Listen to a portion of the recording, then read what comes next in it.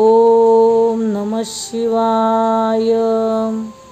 नमस्कार, मी सौ वीणा सारंगोरा, राहणार पंढरपूर. 12 ज्योतिर्लिंग दर्शन कथा भाग 7 मध्ये आपणा सर्वांचे अगदी हृदयातून खूप खूप स्वागत. आज आपण जाणून घेणार आहोत काशी विश्वनाथ या ज्योतिर्लिंगाविषयी. उत्तर प्रदेशातील काशी या पवित्र स्थानाला भगवान शिवाची नगरी म्हटले जाते.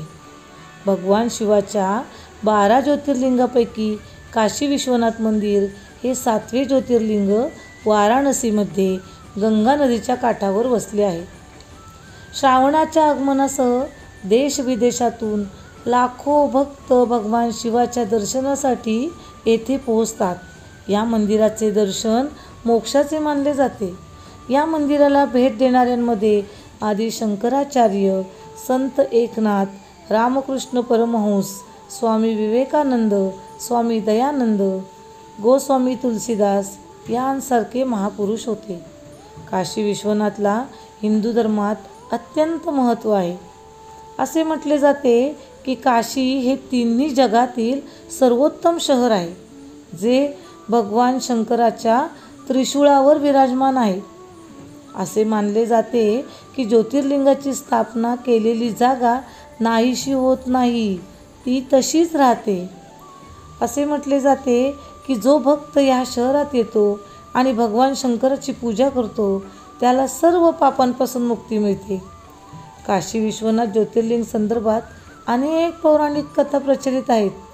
एका पौराणिक कथेनुसार जेव्हा पार्वती मातेचा विवाह भगवान शिवशंकर यांच्याशी झाला, तेव्हा ते दोघे कैलास पर्वतावर वास्तव्य करीत होते.